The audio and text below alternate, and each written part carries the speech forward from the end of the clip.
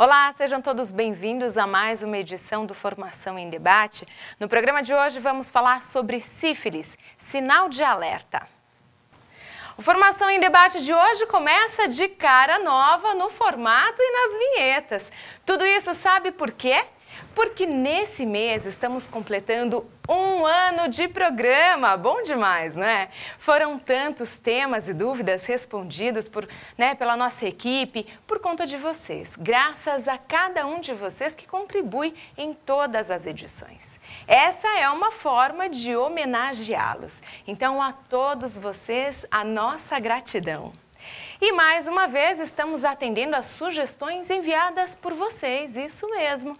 Trouxemos o tema para a discussão de hoje com base em duas mensagens, da Darlane Marinho, que nos enviou a sugestão por e-mail, e também do Alexandre, da UBS Parque Regina, que nos enviou pelo WhatsApp. Então fica aqui o nosso agradecimento à participação de vocês, Darlane e Alexandre. Continuem escrevendo e participando com a gente, ok?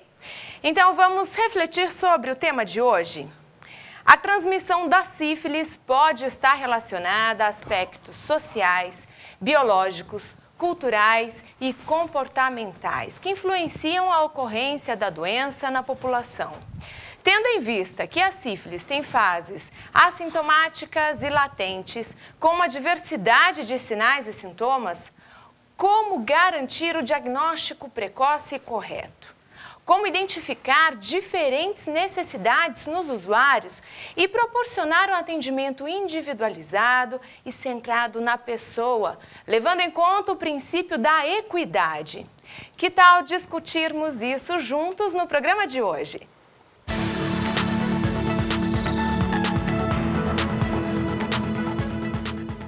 Para nos auxiliar nessa discussão, recebemos em nosso estúdio o Dr. Valdir Monteiro Pinto, que é médico do Programa Municipal de DST-AIDS. Seja bem-vindo, Dr. Valdir, bom dia, obrigado por aceitar o nosso convite. Bom dia, obrigado, é muito bom estar aqui novamente. Vai ser ótimo. Você aí, quer fazer parte do programa de hoje? Então, se ainda não escreveu pra gente, corre pro computador ou pro celular e participe. Você e a sua equipe têm dúvidas sobre o assunto ou alguma experiência relacionada ao tema?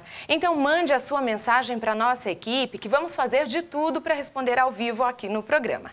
E não se esqueça de nos dizer também o seu nome, de onde você é, a unidade em que você trabalha, porque você sabe, gente, quem acompanha o Formação em Debate toda sexta, sabe que eu faço questão de agradecer ao vivo. E o que não falta é contato. Pode ser pelo e-mail, pelo WhatsApp ou ainda pelo chat no YouTube, tá? Os contatos estão aí na sua tela e a nossa equipe está esperando.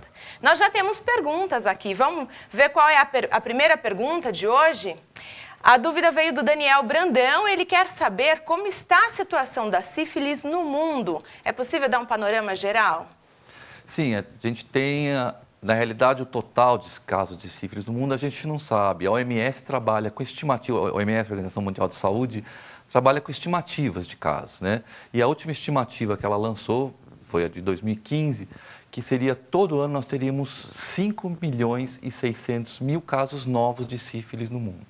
Aqui para as Américas, ela também coloca, dá uma média de 937.000 casos novos.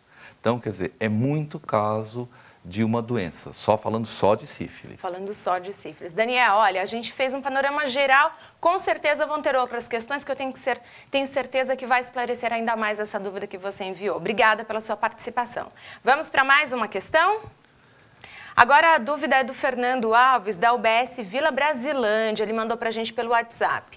Sífilis terciária. O usuário interrompe o tratamento com penicilina benzatina. Com quantos dias de interrupção pode retomar? Ou necessariamente precisa começar de novo? Bom, isso tem que olhar o tempo. A sífilis terciária ou a latente tardia, a dosagem é sempre a mesma, são 7.200.000, 2.400 por semana em 3 semanas. Então, digamos que ele tomou a primeira série de 2.400, teria que tomar daí 7 dias. Se passar 1, 2, 3 dias, não tem problema. A grande questão é que a gente não pode perder a próxima, né? E estamos falando de pessoas com sífilis não gestante, né? Na gestante, a gente não dá essa alternativa. No máximo, um dia você tem que fazer a série, senão ela vai ter que repetir de novo. Olha só, Fernando, esclarecemos aí a sua questão. Qualquer coisa é só escrever para a gente de novo, viu? Um agradecimento também ao pessoal da OBS Vila Brasilândia, acompanhando Formação em Debate. É isso aí, gente. Tem que participar. Vamos para mais uma dúvida? Pergunta na tela, o final do telefone 9329, veio pelo WhatsApp.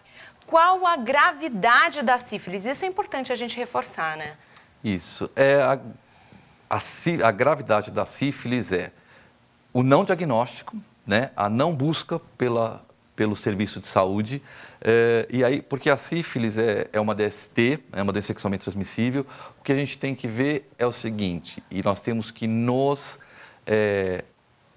preparar para atender o nosso usuário.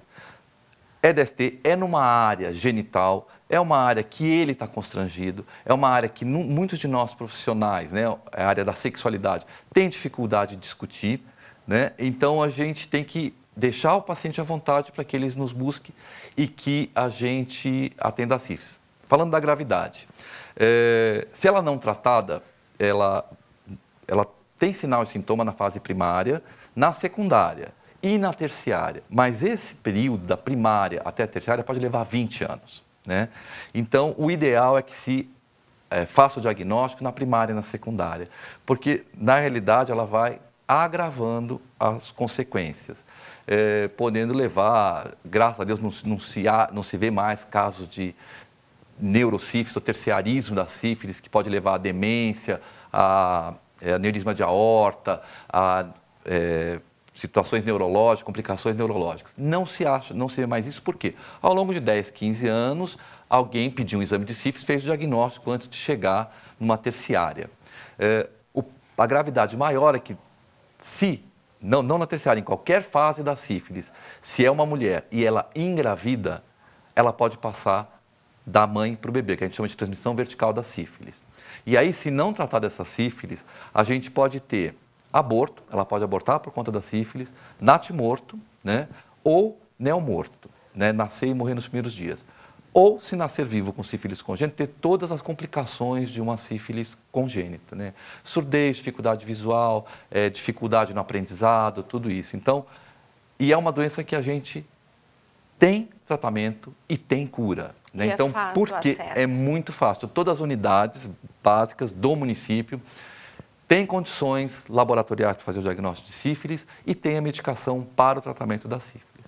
A grande questão é como captar essas pessoas, né? Como oferecer o diagnóstico, o exame, né? Porque quem tem que fazer exame de sífilis? Todo mundo que tem vida sexual ativa sem uso do preservativo, né? Então, quem tem vida sexual ativa sem uso do preservativo correu risco para sífilis, ou para qualquer DST, ou para HIV. Então, nós devemos oferecer exame de sífilis, HIV e hepatite para todas as pessoas. Olha só, gente, quantas questões importantes a gente está levantando hoje aqui no Formação em Debate. Chegou mais uma dúvida agora da Maria do Carmo pelo WhatsApp. Ela quer saber como o preconceito da sociedade pode impactar no aumento das DSTs. Bom, o preconceito da sociedade, preconceito de muitos de nós profissionais, né? Por exemplo, a pessoa está com uma DST, ou sífilis, ou gonorreia, não importa, ou HPV, as verrugas genitais, chega na UBS. Ela vai ter que falar isso aonde, para quem, na fila, para o guarda, na recepção. Então, como é que eu vou ser recebido? Eu vou ser julgado, taxado de quê? De promíscuo, do quê?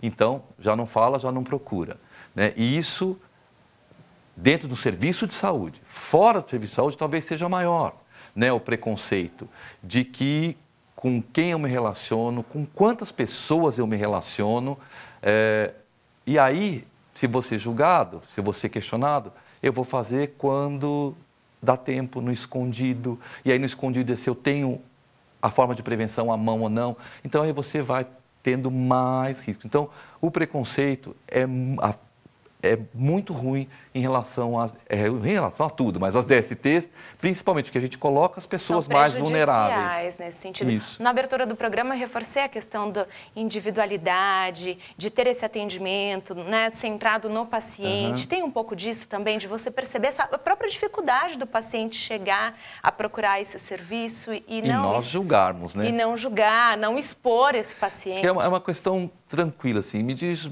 as pessoas falam, promíscuo. que é promiscuidade? Né? Eu ter relação com uma pessoa só, sem preservativo, ou eu ter relação com 10 pessoas com preservativo? Quem tem mais risco para uma DST? O que é? Né? Então, a gente acaba se pautando em rótulos, né? Então, é uma coisa que a gente tem que começar a repensar. Uma profissional do sexo, seja mulher ou homem, que tem relação sexual, 10 clientes por dia, e tem relação com todos de preservativo, ela não tem risco para DST. Mas se ela tem relação com um cliente fixo lá, sem preservativo, é um só, mas ela correu risco. Então, quer dizer, cada caso é um caso, a gente tem que ver, colocar a situação da pessoa, né, e discutir isso com a pessoa, porque a individualidade, o sexo é individual, né, então tem que discutir cada caso, é o que você falou de equidade, né, tratar diferentes os diferentes. Quem precisa mais. Quem precisa mais atenção. É isso aí. Tem mais uma dúvida chegando, o pessoal conversando hoje com a gente aqui no Formação em Debate. Agora é o José Alves. Ele questiona se as mulheres com relação homossexual estão livres de sífilis. Não. As mulheres que fazem sexo com mulheres não estão livres de sífilis de nenhuma DST. Né? Porque, vamos lá, existem, de novo individualizando, existem várias práticas entre as mulheres que acabam colocando elas em risco. O que a gente pensa, o que podem fazer duas mulheres na cama? Tudo. Né? Elas fazem penetração digital, elas fazem sexo oral, elas fazem penetração com acessórios, né? E aí tem a troca o acessório penetra um, penetra outro, e se não tem preservativo, você leva secreção ou fluidos de uma para outra, então você pode pegar... O risco é o mesmo. O risco é o mesmo, né? É o sexo que tem que ser protegido.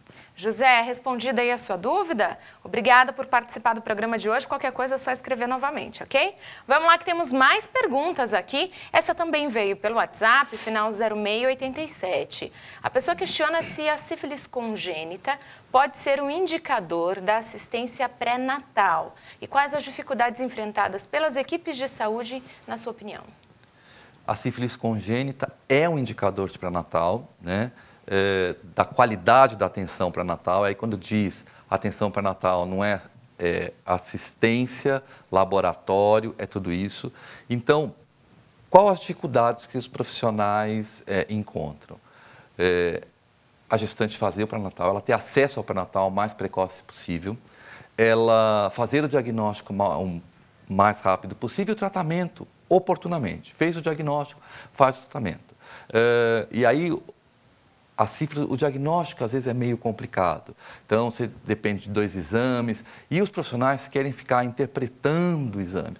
Deu positivo, se essa gestante não tem história de sífilis, ela deve ser tratada, porque nós não temos muito tempo para esperar por causa da transmissão para o bebê. Você tem, no máximo, 8 meses, né, se ela começar o pré-natal mais cedo. Então, diferente de uma pessoa não gestante, que você pede exame, pode repetir daqui 1 mês, pode...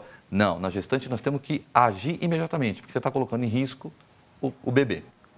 Vamos lá, que tem mais dúvidas chegando aqui, o pessoal participando hoje do programa. A Marcela Souza também envia uma questão, ela quer saber o seguinte, ó. Sabemos que a sífilis apresenta sinais específicos, mas quais são as manifestações bucais?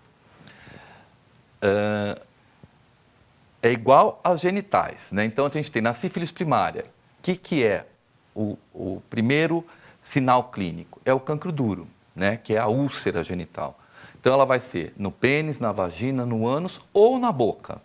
Então, é o que a gente chama de cancro duro. Vai ser o cancro duro na boca, na língua, no lábio. Então, quer dizer, isso é bom para que os dentistas fiquem atentos ao paciente quando ele examina a boca toda hora, né? Dá uma olhada se tem um cancro duro. Aí, na latência, não tem nada, nenhum nem outro. Na fase secundária, o que apresenta?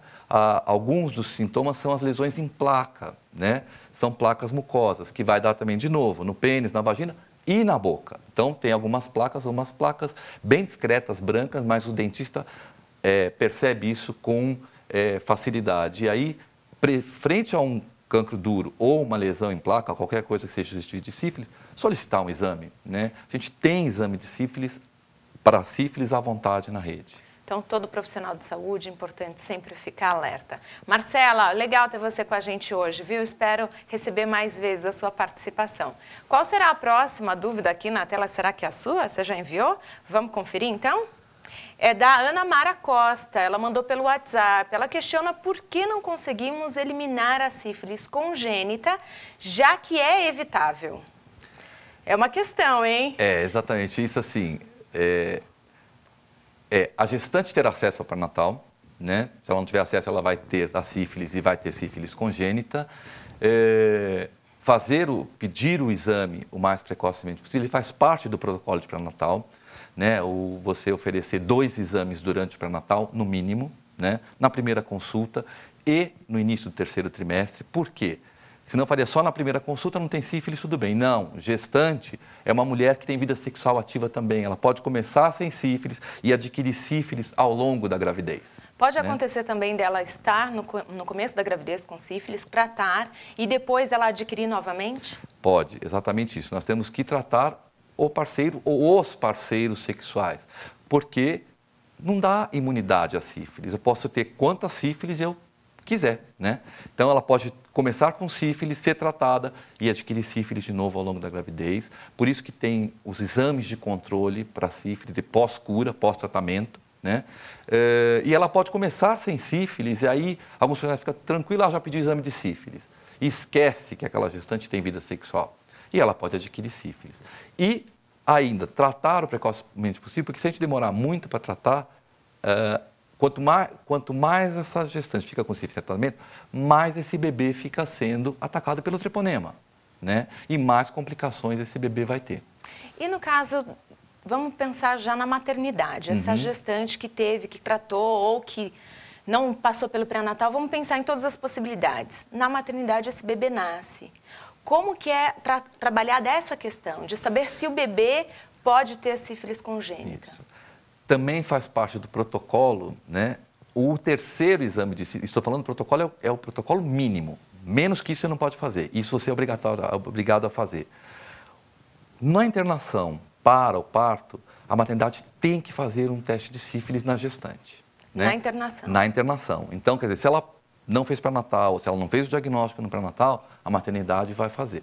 Mas aí, para o bebê não tem mais chance, né? Ele já está infectado. Então, trata-se a mulher e o bebê vai ter que ficar internado 10 dias tomando medicação de penicilina injetável, né? Então, já começa com sofrimento a vida dessa criança, porque ela já começa internada com uma medicação injetável durante 10 dias. Mas existe, então, esse protocolo? Existe o protocolo. Ok. Bom, vamos lá. Agora eu vou pedir licença, né, para o nosso convidado e fazer uma pequena pausa na nossa conversa. Porque nessa próxima semana tem 2 aulas abertas inéditas na programação. Será uma dobradinha com o Dr. Luiz Fernando Práquia, médico da área técnica de oncologia da Secretaria Municipal da Saúde.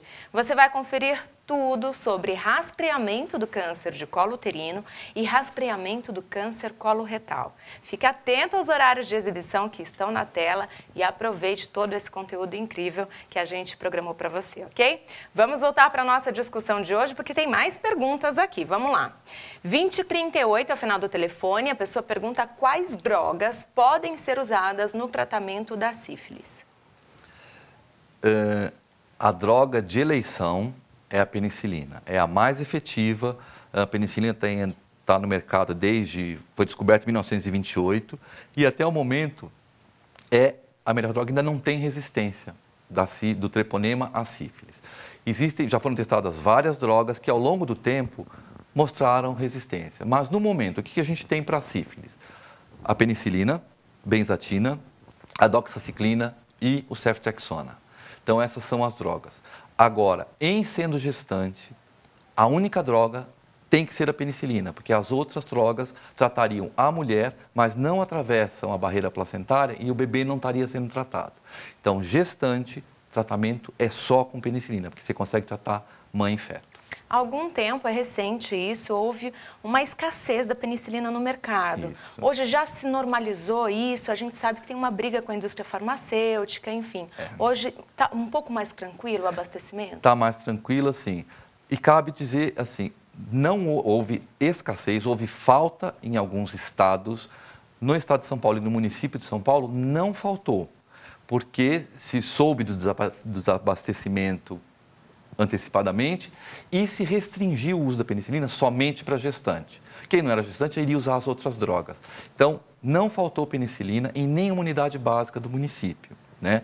Mas já está normalizado e não se sabe por quanto tempo, porque, de novo, a penicilina é uma droga muito barata e não é muito interessante para os laboratórios produzirem drogas baratas. Agora, o grande problema é que a gente não pode viver de desabastecimento, porque é a única droga que tem para gestante com sífilis. Puxa vida. Bom, vamos lá então, a gente acompanhar tudo isso, né? Agora o Lucas Andrade chega também na nossa conversa, né, Lucas? Ele questiona se a gestante tiver sensibilidade à penicilina, o que usar? Pode acontecer? Pode sim, é muito baixo, usar penicilina, né? Então a gente fala assim, ela tem uma alergia, a penicilina vai fazer um choque anafilático. Existe protocolo no município de São Paulo para a gente fazer a dessensibilização da penicilina. Então, chegou uma gestante na unidade básica, eu sou alérgica a bezetacil, a penicilina. O profissional faz um questionário, tem esse questionário padrão, até para se certificar mesmo se ela tem alergia ou não. Se no questionário fica claro que ela não tem alergia, ela já usou e não teve nada, vai se usar a penicilina. Não, ficou em dúvida ainda se ela tem alergia ou não. Cada região do município tem um hospital de referência para fazer o teste de sensibilidade, para confirmar se ela tem mesmo alergia ou não. Então, agenda essa mulher para esse hospital de referência e faz o teste de sensibilidade. Deu que não tem sensibilidade, o próprio hospital já faz a primeira dose da penicilina e devolve para fazer a segunda dose em 7 dias na unidade. Mas, digamos, realmente deu alergia. Então, ela é referenciada nós temos uma parceria com o HC, para o Hospital das Clínicas, e eles fazem a dessensibilização dessa gestante e trata com penicilina. Por quê? Porque se ela não for tratada com penicilina, o bebê vai nascer com sífilis congênita. Agora, para você ver qual é a frequência de uma pessoa ser alérgica à penicilina, tem vários estudos que mostram que o choque anafilático grave é da ordem de 1 para 100 mil aplicações, nem 100 mil habitantes, né? Então, para 100 mil aplicações, então é muito, muito baixo, né? Nós tivemos aqui no município de São Paulo, choque anafilático nenhum, mas tivemos nos últimos 3 anos uma gestante com alergia. Quer dizer, então, é muito baixo. E aí foi desensibilizado.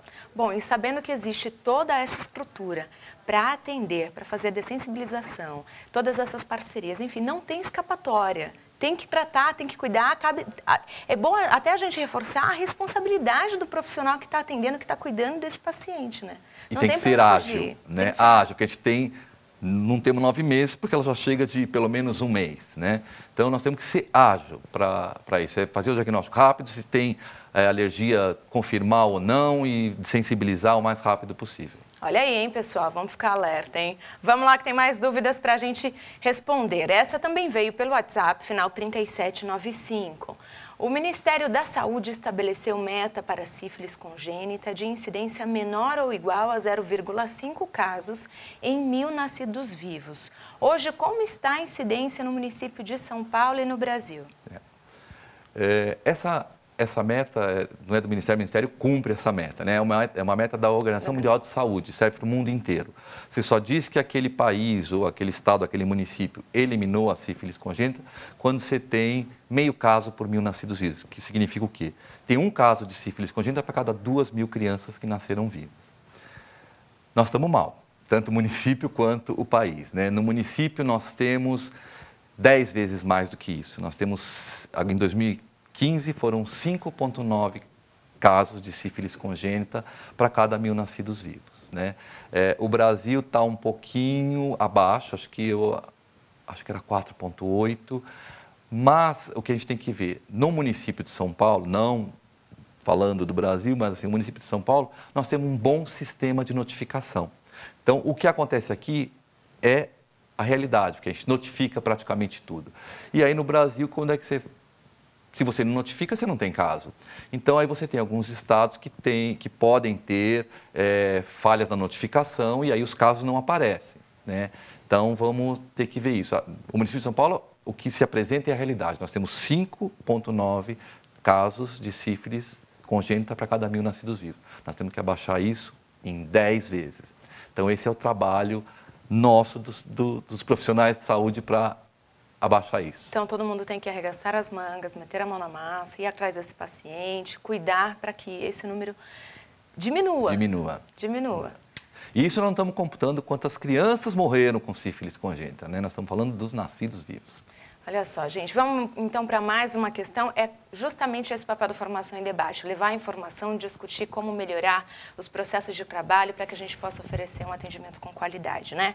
Vamos lá para mais uma dúvida, agora 5361, final do telefone, a pessoa questiona como fazer quando se suspeita de falso positivo e falso negativo do VDRL. Vamos lá, falar um pouco de VDRL, né? A gente tem 2 testes para sífilis sorológicos, né? A gente tem os treponêmicos, que é no município se usa o ELISA e o TPHA, e temos os não treponêmicos, no município se usa o VDRL. Ambos podem dar falso positivo, né? Que é o quê? Ele dá positivo e não é sífilis. Mas qual é a porcentagem disso? 1%, então é bem baixo, né? No município, né, no Brasil como um todo, é recomendado de não se fazer o diagnóstico com um teste só, exatamente por essa possibilidade de falso positividade.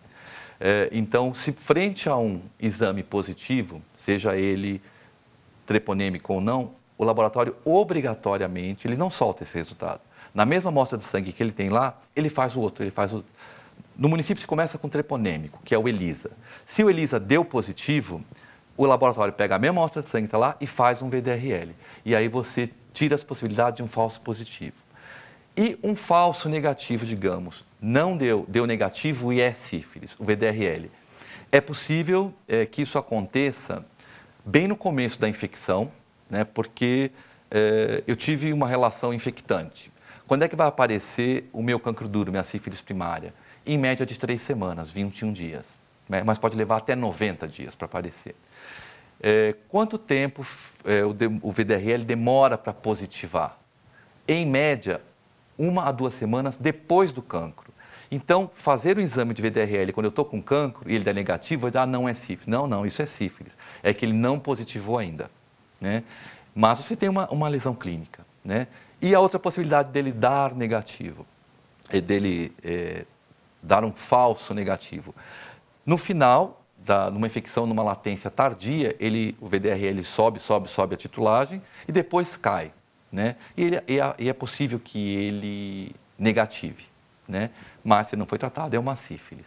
Então, são essas possibilidades. Mas, como não se faz uma metodologia só, não se vai ter falso positivo. É um né? conjunto. O falso negativo você vai ter se você pedir um VDRL numa fase muito precoce da doença. Mas, como você tem uma lesão, você obrigatoriamente tem que repetir esse VDRL em 30 dias. E ele daria positivo já. Olha só, gente, ainda tem alguma interrogação aí na sua cabeça? Essa primeira edição do programa está chegando ao fim, eu sei, passa rápido, né? Mas você ainda pode e deve enviar a sua questão para a gente, pois logo mais às 2 horas teremos mais tempo para a gente conversar e esclarecer todas as perguntas que ficaram pendentes, porque não dá tempo de responder tudo, né? E também as questões que você e a sua equipe nos enviarem nesse intervalo. Os contatos estão sempre à sua disposição e eu tenho certeza que ainda há muita coisa para a gente discutir, não é mesmo? Então participe, ok? Dr. Valdir, obrigada mais uma vez, foi ótimo tê-lo conosco nessa manhã, respondendo a tantas questões. Obrigado vocês e obrigado a quem está nos assistindo, né? E só lembrar uma coisa, nós temos exame nas unidades, vamos oferecer, talvez não esteja fazendo tanto diagnóstico porque não estejamos oferecendo. Oferecemos só se a mulher engravida? Não é, então vamos pegar uma sífilis, tratar antes dessa mulher engravidar. Então vamos oferecer sífilis para toda mulher que vai fazer Papa Nicolau, que tem a vida sexual ativa antes dela engravidar. Para todo adolescente que quer ir buscar camisinha ou pílula para não engravidar, que a preocupação dos adolescentes é só a gravidez, não tem preocupação com DST. Vamos oferecer exame de sífilis, vamos fazer diagnóstico antes dessa pessoa engravidar. E os meninos também, né? Sempre que estiver na unidade, oferecer teste de sífilis, explicar o que é uma doença sexualmente transmissível e que tem cura. E se a gente não fizer o diagnóstico, não vai ter cura. A pessoa pergunta se a sífilis é a DST mais prevalente associada ao HIV e como está o uso de preservativos entre os jovens. Bom, todas as DSTs são altamente prevalente em pessoas vivendo com HIV. Na realidade, a sífilis é a DST bacteriana mais prevalente. Se a gente contar as virais, a gente tem o herpes e o HPV, que é a crista de galo, né? Mas, dentro das bacterianas, a sífilis é a mais prevalente, sim. O uso do preservativo entre os jovens ainda continua baixo, né? Se a gente vê quanto o jovem conhece como se prevenir do HIV, o conhecimento, tanto no país quanto no município de São Paulo, que foi feita uma pesquisa, de 97,6% dos jovens sabem que a melhor forma de se prevenir o HIV é o uso do preservativo. Quando você vai ver que porcentagem usou o preservativo na última relação, né, tanto com parceria fixa como um sexo casual, isso cai muito, né?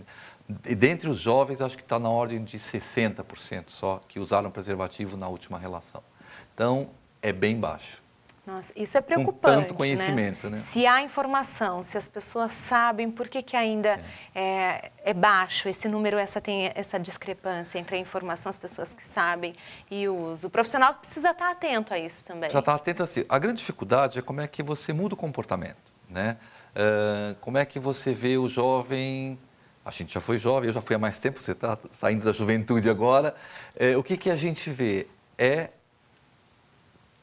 se sente invulnerável, né? Comigo não vai acontecer, eu conheço minha parceira, eu conheço meu parceiro, é meu amigo de turma, meu amigo de balada, minha amiguinha da escola, então não tem por que usar. E aí você não sabe, porque ter relação com alguém com camisinha, sem camisinha hoje, é ter relação com o passado dessa pessoa, né? Então a gente tem que... O nosso papel é orientar ao máximo e como é que a gente desperta o que ele precisa para ter essa mudança de comportamento. Então, atenção, olha só quantas questões importantes a gente vai levantar no Formação dessa tarde. Quero saber se a sua pergunta já está aqui. Vamos ver se é a próxima? Vamos lá. A pergunta veio pelo WhatsApp, final do telefone 9732. Para gestantes com sorologia positiva, como deve ser o tratamento e quando fazer novamente os exames de controle? Bom, as gestantes com sorologia positiva para sífilis, a gente tem que tratar a depender da fase clínica. Se ela estiver na fase primária, na secundária ou na latente precoce, quer dizer, com menos de um ano de duração, nós temos que fazer 4.800.000 de penicilina benzatina. 2.400, 1.200 em cada glúteo, depois de uma semana, mais 2.400. Se ela estiver numa fase de latência tardia, a latência é a ausência de sintomas, com mais de um ano de duração, ou na terciária, a gente tem que fazer 7.200. Então, são 2.400 por semana durante 3 semanas. Se a gente não souber qual é o período, se tem menos de um ano ou mais de um ano, trata-se com 7.200 também. Olha só, gente, será que... Aí tem o controle. É verdade, doutor, vamos lá, vamos voltar a essa questão. E tratamento e quando fazer novamente os exames de controle. Para gestantes, a gente deve repetir o VDRL mensalmente, todo mês. A gente sabe que não cai no primeiro mês, somente se os títulos estão mais baixos, ele não cai. Mas por que a gente repete? Porque a gente, essa gestante não se reinfectou. Então, ele não pode não cair, mas ele não deve aumentar. Ele começa a cair depois de 2 a 3 meses que cai o VDRL. A não ser que ele seja um título muito alto, aí ele já pode cair no primeiro mês. Mas como a maioria das gestantes tem um VDRL baixo, 1 para 8 ou menos, então não vai ficar com ansiedade de ter que retratar. Não tem que retratar. Ele não subindo, a gente pode manter e fazer esse controle mensal. Mas não esquecer que tem que ser todo mês o VDRL novo para a gestante. No caso das gestantes ainda, mesmo que não dê positivo no início da gestação, o exame também é repetido ao longo da gestação? Então, o protocolo exige, né? Vamos dizer que o protocolo é o que a gente tem que fazer. Mas ele diz que é o mínimo que a gente tem que fazer. São 2 exames no pré-natal, na primeira consulta e no início do terceiro trimestre. Posso fazer mais? Pode sim. Se a tua gestante se expôs a algum risco, teve uma parceria nova, teve qualquer coisa que você acha que ela se expôs a um novo risco, você pode fazer quantos exames de VDRL você achar necessário. O que a gente tem que diminuir é a vulnerabilidade dessa mulher e da criança. E da criança é fazendo o exame na mãe. Tem gente chegando aqui para participar do Formação em Debate. O Guilherme Milan mandou uma pergunta para a gente. Ele quer saber quais os sintomas da sífilis. Primária, secundária, terciária. Tem diferença entre essas etapas? Tem. A sífilis primária Geralmente acontece, ela ocorre, a clínica acontece em média 3 semanas depois que a pessoa teve o contato sexual infectante. Qual é o sintoma da sífilis primária? Presença do cancro duro, uma úlcera genital ou oral. Só posso dizer que essa sífilis é primária se eu estiver vendo a úlcera, tá? Você pode falar assim, essa úlcera apareceu, tem 15 dias, sumiu. Isso não é primária, isso é latência. Então, a primeira fase é essa, aparece o cancro duro, que é a sífilis primária, e aí depois ela desaparece com ou sem tratamento, independente da pessoa tratar ou não, ela vai desaparecer, e aí por volta de 6 a 8 semanas desse cancro duro, vai aparecer a fase secundária. O que é a fase secundária? Geralmente são manchas, principalmente no tronco, palma da mão e planta dos pés, a presença de placas mucosas, boca e genital, e o condiloma plano, em regiões de dobra. Também desaparece com ou sem tratamento, né? E aí fica na fase de latência, total ausência de sinal ou sintoma, que pode durar aí 10, 12, 15 anos. E aí vem o terciarismo, que é a fase mais grave, onde você tem as gomas sifilíticas, né, que são parecendo uns tumores, umas massas da pele, mas são benignas, alterações ósseas, alterações cardiovasculares e neurológicas. A gente vê muito pouco hoje em dia terciarismo. O que a gente mais vê?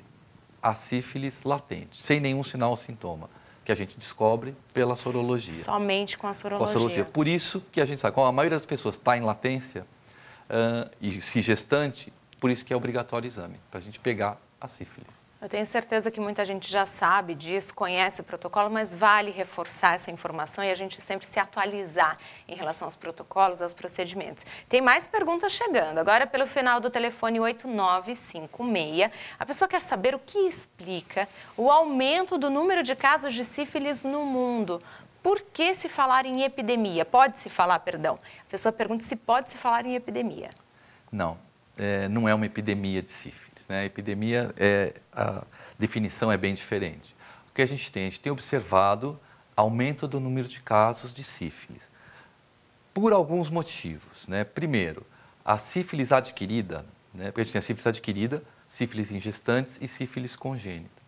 No Brasil, a sífilis congênita é de notificação compulsória desde 86.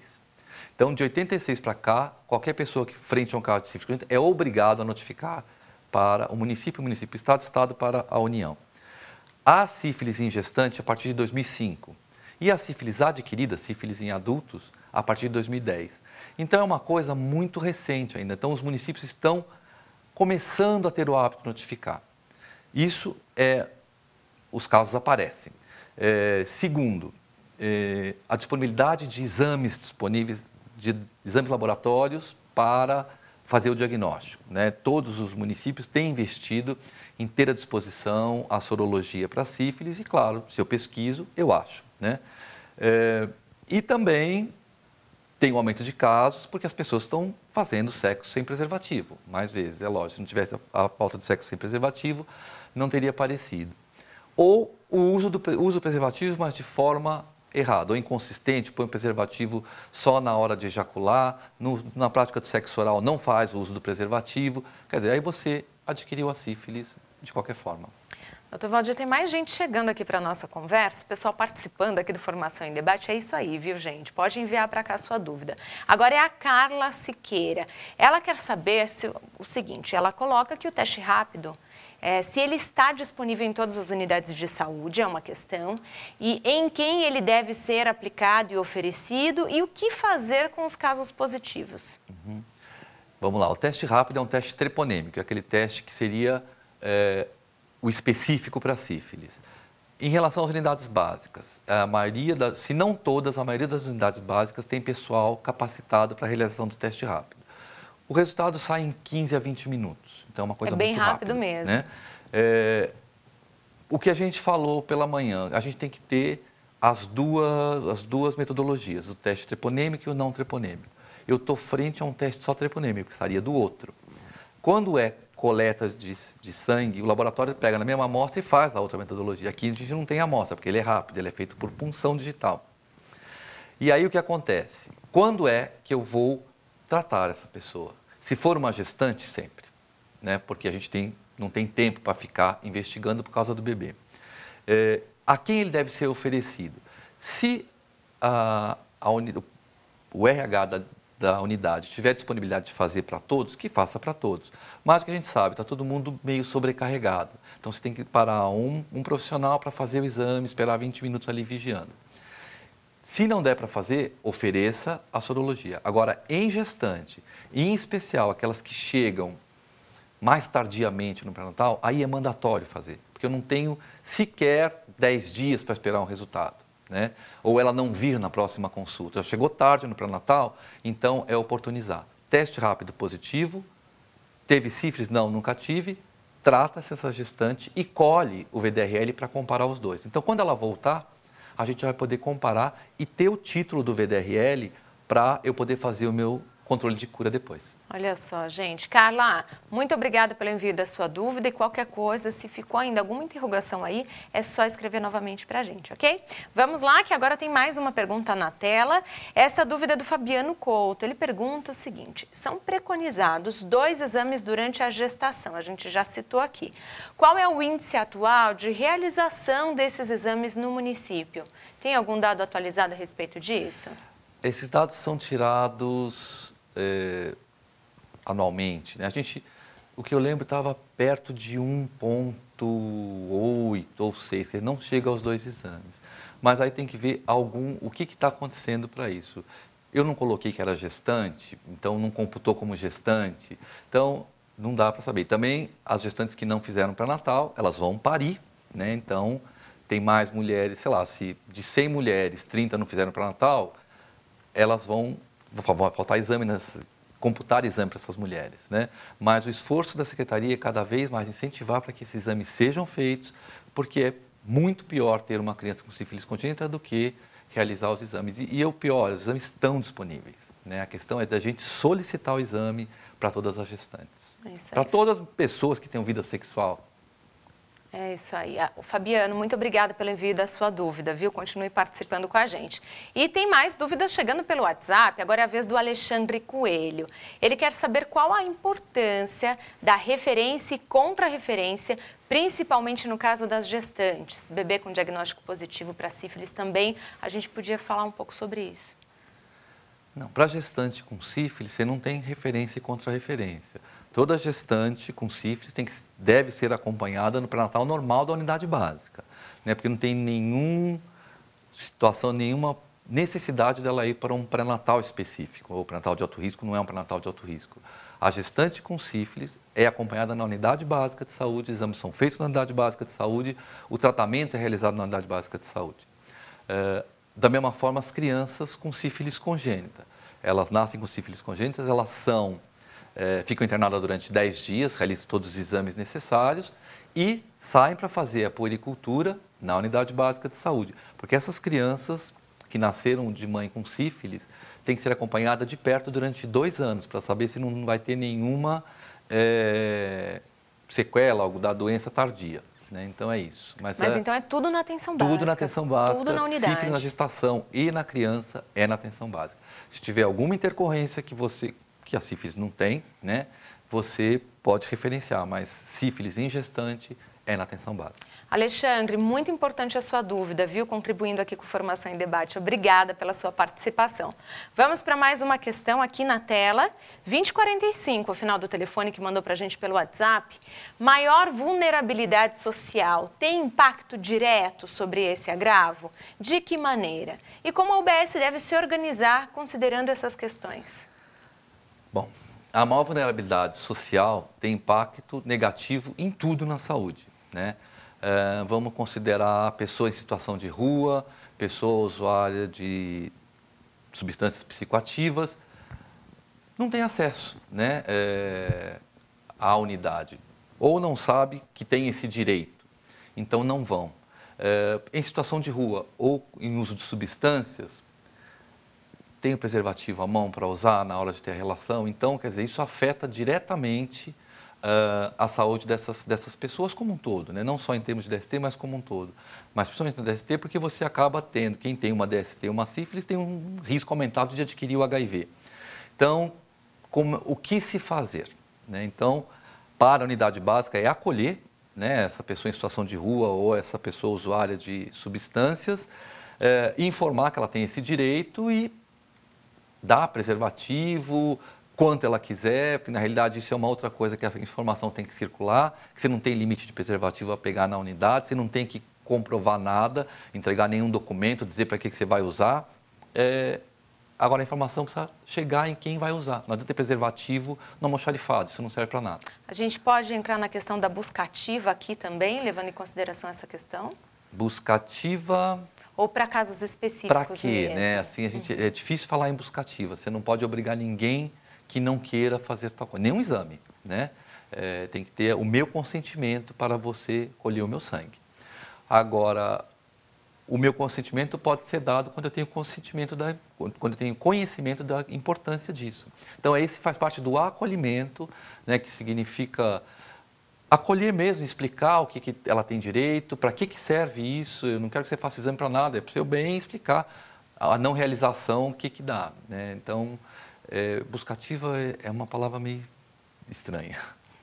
Vamos lá, então agora eu vou pedir licença rapidinho para o nosso convidado para fazer uma pausa rápida na nossa conversa, porque nessa próxima semana tem 2 aulas abertas inéditas na programação. Será uma dobradinha com o Dr. Luiz Fernando Práquia, médico da área técnica de oncologia da Secretaria Municipal da Saúde. Você vai conferir tudo sobre rastreamento do câncer de colo uterino e rastreamento do câncer coloretal. Fique atento aos horários aí, hein? São várias as opções de horário para você poder acompanhar, estão aí na sua tela. Aproveite esse conteúdo, ok? Vamos lá, gente, que tem muitas outras questões para a gente responder nessa tarde. 8827, o final do telefone da pessoa que participa também com essa questão. A busca de gestantes que abandonam o pré-natal pode ser vital para a diminuição expressiva da sífilis congênita? Sim. Veja bem, se a gestante abandona o pré-natal, qual o motivo que ela abandonou o pré-natal? Não se sente bem na unidade, não tem noção da importância do que é um pré-natal, eu não sinto nada porque eu tenho que ir todo mês nessa unidade básica. E com essa estratégia de saúde da família, com médico de família, quer dizer, você tem agentes de saúde que estão em contato com a comunidade, quer dizer, consegue descobrir, né, qual é o motivo dessa ausência, ela trabalha, ela não consegue sair, então dizer que ela pode vir, que tem declaração de comparecimento, tem tudo isso. O não fazer é pior. Então, na realidade, entender por que essa gestante abandonou o pré-natal. Agora, é vital, não só por conta disso, você pode ter uma hipertensão específica da gravidez, que ela não era hipertensa, mas a gravidez acaba desenvolvendo essa hipertensão. Então, quer dizer, é importante uma gestante estar no minimamente uma vez por mês na unidade básica para realizar o pré-natal. Com certeza. Bom, vamos lá que tem várias outras questões aqui. Será que a próxima dúvida é a sua? Você já mandou para cá? Quero só conferir. Vamos lá então para a gente ver. É do Ian Sombré. Ele pergunta como a educação permanente pode ajudar. A educação permanente é fundamental, né? A gente tem rodízio de profissionais, né, na rede como um todo. E falando especificamente da sífilis, a sífilis é muito complexa, né? Você tem fases distintas, você tem ausência de sintomas, você tem interpretação laboratorial desse diagnóstico. O que significa o VDRL 1 para 2, 1 para 8, 1 para 64, 1 para 128? Como é que se dá essa regressão pós-tratamento? E se ele não volta, o que acontece? Qual é o momento de eu pedir uma punção licórica para ver se tem neurosífilis? E isso, mesmo que os profissionais se rodiziem, quem está entrando vai estar recebendo a informação, né? Então, isso é muito importante. Tem mais uma questão chegando para a gente agora, doutor, que é do Roberto Maia. Ele pergunta como é feito o diagnóstico de sífilis congênita. Toda vez que a criança nasce de uma mãe com sífilis não tratada ou inadequadamente tratada, isto é um caso de sífilis congênita. Ela é notificada como sífilis congênita. Que a maioria das crianças que nascem com sífilis congênita nascem assintomáticas, sem nenhum sintoma. Mas ela pode desenvolver a sífilis congênita tardia. Por isso que, mesmo sem sintoma, se trata durante 10 dias esse bebê. A gente comentou um pouco sobre isso de manhã, né? Exatamente. Sobre a questão do hospital, da maternidade, qual que é o protocolo, a relação do pré-natal também nesse processo todo. Como é que foi o pré-natal, como é que foi o tratamento, como é que foi a evolução do sorologia materna. Agora, tem exames também, um protocolo para o bebê, né? Toda criança que nasce de mãe deficiente tem que fazer um hemograma completo, um raio-x de ossos longos para ver se tem deformidade, porque a sífilis dá deformidade nos ossos da criança, e punção licórica, né? Uma punção para ver o líquor, porque a criança pode estar assintomática e está com uma neurosífilis. Se a gente não fizer esse diagnóstico, ela vai desenvolver a neurosífilis. Então, tem tudo isso para se fazer o diagnóstico. E, claro, também tem, a depender de quanto esse treponema agrediu esse bebê, tem também lesões de pele, hepatosplenomegalia, tem ragádeas, tem lesões peribucais, tem tudo isso. Então, quer dizer, para se fazer um diagnóstico, tem a tríade completa, né? Mas o que a gente tem que saber é que, em média, 68% das crianças nascem assintomáticas. E os outros sintomas são também pouco específicos, uma icterícia, uma hepatosplenomegalia, que não dá para dizer. Então, tem que se investigar. Que importante a sua participação, hein, Roberto, com essa questão aqui, viu? Obrigada pelo envio da sua dúvida. Vamos para mais uma pergunta na tela. A sífilis congênita, estamos ainda nesse assunto, hein? Pode ser um indicador da assistência pré-natal? Quais as dificuldades enfrentadas pelas equipes de saúde, em sua opinião? A sífilis congênita é um indicador, né, da qualidade da atenção. O que a gente tem que ver é qual a cobertura minha de pré-natal, né? Então, eu não posso dizer assistência pré-natal se eu tenho metade da minha população que não consegue acesso ao pré-natal. E aí não vamos dizer assistência, vamos dizer atenção, né? Porque a atenção pré-natal é bem mais amplo. Então, o que a gente tem que ver isso? Qual é a minha cobertura de pré-natal da minha região? A minha cobertura de oferecimento de exame, né? A minha cobertura de tratamento, que eu posso ter pré-natal, não pedir exame, eu posso ter pré-natal, pedir exame e não tratar. Quer dizer, então isso tudo você vai modelando como é que está a sua atenção pré-natal. E as dificuldades enfrentadas, uma que a gente até comentou agora há pouco, vulnerabilidade social, né? Que estratégias eu tenho para alcançar a população X ou Y, né? Eu tenho que criar. Se ela não vem a mim, como é que eu faço para ir? E não pode ter esse negócio, eu estou aqui, ela vem se quiser. É menos, né? Não pode ser isso. A unidade tem que ser mais proativa, tem que buscar, porque nós estamos trabalhando a saúde da população e estamos discutindo vulnerabilidade social, ela não entende aquilo. Então, nós temos que buscar mesmo. Tem que arregaçar as mangas, a gente falou isso de manhã, né, doutor? Bom, vamos lá, tem mais perguntas chegando, o pessoal participando aqui do programa nessa tarde. Agora a Cecília Oliveira questiona se você conhece, falar um pouco sobre experiências exitosas no sentido de trazer o companheiro para o tratamento. Olha, tem várias experiências exitosas no país inteiro.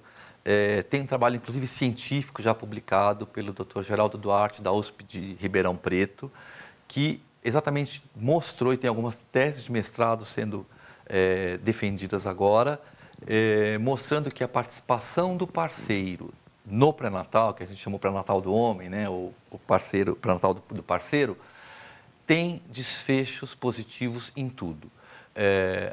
Tem uma maior quantidade, ou porcentagem de parto normal, tem um melhor índice de Apgar, né, a nota que o bebê tira quando nasce, tem uma menor quantidade de baixo peso ao nascer. Então, por quê? Porque quem está grávido é o casal, não é a mulher. Né? A mulher tem a barriga e tem o bebê, mas quem está grávido é o casal. E se esse homem não entende a mudança de humor hormonal que essa mulher passa, ele pode não entender. Então, quando ele está lá dentro e vê o que é isso, é uma cooperação com a presença dele na hora do parto, que é um direito, né? Também ajuda muito a mulher. E olha só, chegou mais uma dúvida. Essa tarde, um monte de gente participando aqui, pessoal prestando atenção. Isso aí, gente. O final do telefone é 8354. A pessoa não se identifica, mas ela quer saber como oferecer um exame para o usuário com comportamento sexual de risco. Há uma frequência ideal para a realização dos mesmos? Bom, oferecer sempre, fazer ele entender que ele tem uma prática sexual de risco, né? Primeiro, para que ele possa entender e mudar essa prática, né? Se não é em relação ao número de parcerias sexuais, é em relação ao uso do preservativo ou a práticas mais ou menos seguras. Entendendo. Se ele entender, ele pode, é um passo a mais para a mudança de comportamento. E sem julgamento, né, doutor? Sem julgamento, né? O corpo é meu. Do mesmo jeito né? que você não pode me obrigar a colher um exame se eu não quero, você não pode me obrigar a fazer tal ou tal coisa. Na realidade, você não está lá para julgar. Nós estamos até numa situação boa falar de julgamento, né? Nós somos da área da saúde, não do judiciário, né? Então, quem tem que julgar é juiz. Nós estamos aqui para ajudar. E se não pode ajudar, não atrapalha, né? Então, nós temos que entender isso e fazer ele entender. Preconceito. Todos nós temos, de alguma forma ou de outra, seja lá de quê. Agora, o meu preconceito não pode interferir na minha consulta com o meu cliente. Isso é uma coisa. Eu posso até ver, eu não faria isso. Esta prática sexual não serve para mim. Mas estamos falando de prática sexual, nós estamos falando de prazer. E como é que você vai proibir alguém de ter prazer porque isso não está certo ou isso não é legal? Então, nós temos que fazer, ele vai te dizer, eu tenho prazer nisso. Então, você vai fazer, tenha prazer nisso, dessa forma, seguramente. Acho que esse é o papel do profissional de saúde, né? Não atrapalhar. Porque está dizendo, eu gosto disso, eu vou continuar fazendo isso, seja qual prática for. Seja sexo só oral, só masturbação, vaginal, não importa. Ele está dizendo, meu prazer é esse. Então, nossa função, faça esse, obtenha prazer de uma forma segura. E há uma frequência ideal para a realização desses exames? Existe. Sempre que uma pessoa se expôs, né, ela correu o risco de adquirir qualquer uma DST, inclusive o HIV. Ou gonorreia, que a gonorreia tem uma clínica muito rápida, né? Uma gonorreia em 24 horas, até 7 dias aparece o sintoma e o homem, pelo menos, nos procura porque ele tem um ardor enorme a urinar, né? Então, acaba nos procurando. Agora, para pensar em sífilis, por exemplo, que você não tem a sintomatologia ou, dependendo de onde tiver o cancro duro, a pessoa nem percebe. Sempre que tiver uma exposição de risco, né? Se eu fiz, sei lá, exame de sífilis há 3 meses e me expus, tive uma relação desprotegida a semana passada. Daqui, pelo menos uns 2 meses, fazer uma sorologia para sífilis, né? Então, é isso. Sempre houve exposição, está justificado a sorologia. Não no dia seguinte, porque a gente viu que tem exames falsos positivos, né? Falsos negativos, desculpa, no caso. Então, a gente tem que ter muita atenção e muito cuidado também nesse atendimento, nessa atenção que é dada ao paciente. Vamos lá? Conhecer, vamos lá, doutor. Entender, né? Discutir sexualidade, né? Não adianta falar assim, ó, a partir de agora use camisinha. E impor, né? Entendeu? Então, não é. Entender quais são as práticas que as pessoas fazem e aí sim você consegue ajudar que ela entenda qual é a vulnerabilidade dela. É isso aí. Bom, vamos lá que tem mais perguntas aqui. Ana Mara Costa pergunta por que não conseguimos eliminar a sífilis congênita, já que ela é evitável? Vários motivos, né? E a gente já citou algum deles. Ausência de pré-natal, vulnerabilidade social, desconhecimento algumas pessoas acham que está grávida, não pega mais DST nenhuma, ou então já tive sífilis, então não pego mais. Tratamento adequado, né? ou melhor, no caso, inadequado, ou não tratamento. Então, é isso. Quando você tem uma cobertura de pré-natal ótima, 100%. Quando você tem uma cobertura de exames ótima, 100%, e de tratamento ótimo, e fazer os controles, e você vai pegar, inclusive, as reinfecções. Você não teria sífilis congênita. É possível? Né? Desde que você tenha, na realidade, organização de fluxos e serviços. Você quer rever essa edição? Ou ainda, você perdeu o nosso último programa? Então basta acessar o nosso canal no YouTube, youtube.com/canal profissional-sms-sp. Lá você encontra todos os nossos programas, incluindo o mais recente, Sífilis, Sinal de Alerta, com o Dr. Valdir Monteiro Pinto, que é médico do Programa Municipal de DST-AIDS.